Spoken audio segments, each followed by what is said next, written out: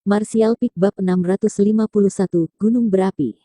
Tampaknya karena Yang Kai mengajukan terlalu banyak pertanyaan yang tidak dapat dia jawab, Guaner tidak lagi ingin bersama dengannya dan kembali ke ruang batu, menghilang setelah dia membiarkannya. Mengingat apa yang baru saja terjadi saat dia melihat patung Dewa Iblis Agung, Yang Kai menggelengkan kepalanya dengan bingung. Dia tidak tahu apakah suara itu nyata atau hanya ilusi, tetapi bahkan jika dia ingin menyelidikinya, dia tidak punya cara untuk melakukannya, jadi dia hanya bisa mengabaikannya untuk saat ini. 2 hari kemudian, Yang Kai, yang sedang bermeditasi, memperhatikan fluktuasi energi halus di dekatnya dan dengan cepat membuka matanya, menemukan Li Rong dan Han Fei yang dingin berdiri bersama di depannya.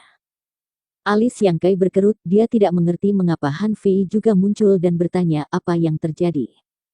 Sebagai tanggapan, Li Rong menggelengkan kepalanya dengan ringan, kami tidak bisa membawa apa yang kamu butuhkan, tetapi karena kamu membutuhkannya, kamu dapat mengambilnya sendiri. Ambil sendiri. Yang Kai sedikit bingung. Bagus, itu sebabnya aku menyuruhmu menunggu selama 2 hari, Han Fei akan mengantarmu ke sana. Wilayah Han Fei berada di sisi lain benteng Dewa Iblis. Li Rong rupanya mengirim surat untuk menyuruhnya datang ke sini yang menyebabkan penundaan 2 hari. Yang Kai melirik wanita dingin itu dan dengan lembut mengangguk, memutuskan untuk tidak bertanya apa-apa. Jika kamu siap, maka ayo pergi. Han Fei tidak berbicara omong kosong saat dia dengan dingin melirik Yang Kai. Aku tidak punya apa-apa untuk dipersiapkan. Bagus, kata Han Fei, berbalik dan berjalan keluar.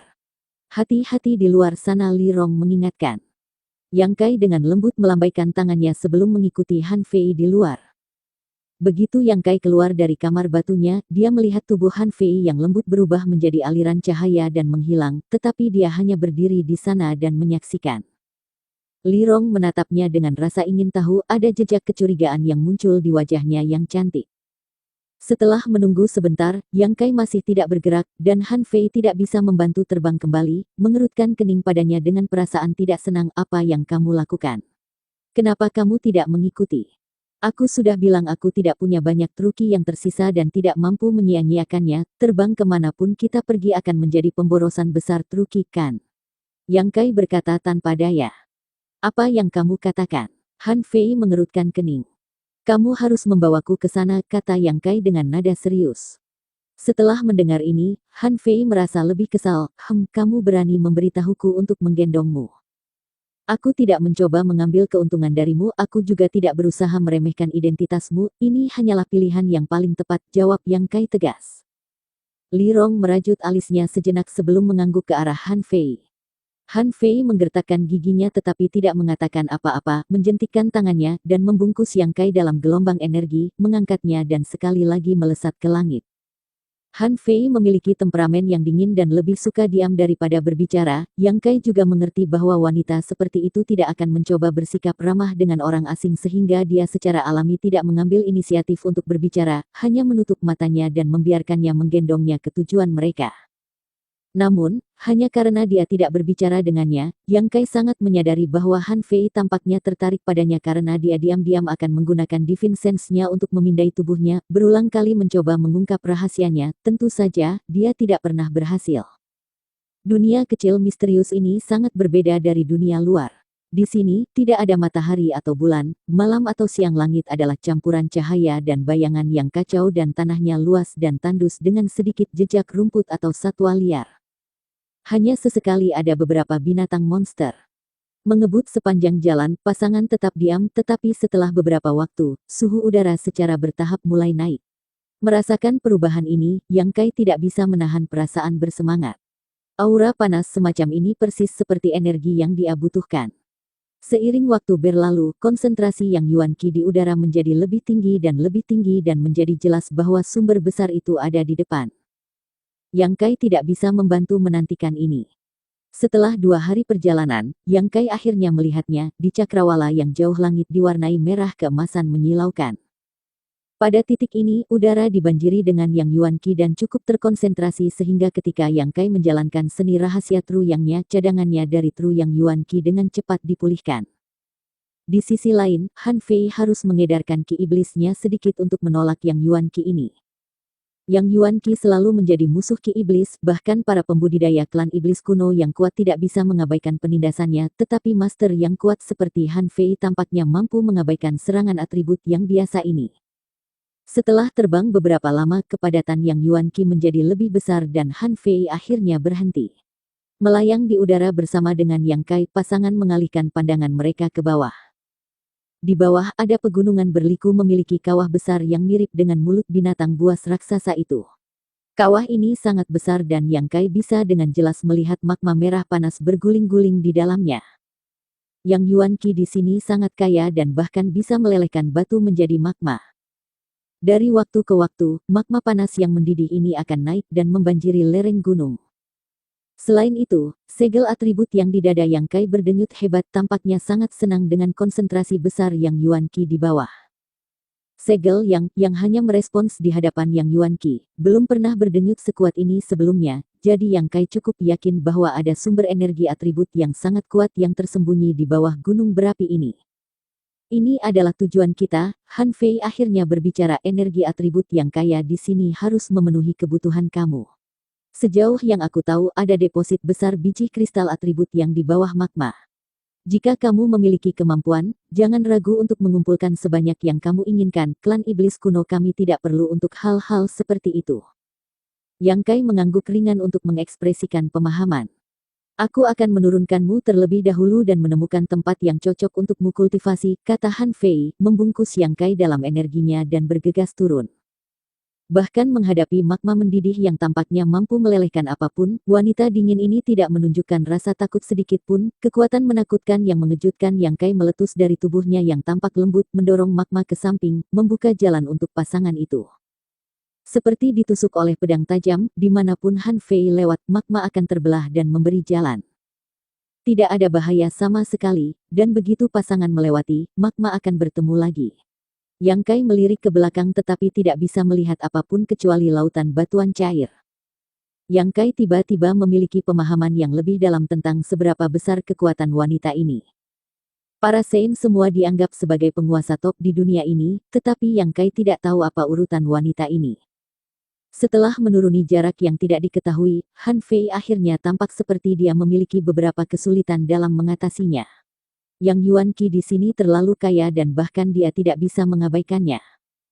Butir-butir keringat kecil mulai muncul di alisnya yang halus dan aroma memabukkan mulai melayang ke ujung hidung Yang Kai, membuatnya merasa canggung. Tampak sadar akan perubahan sikap Yang Kai, Han Fei menatapnya dengan dingin dan berhenti bergerak maju, bertanya apakah tidak apa-apa di sini.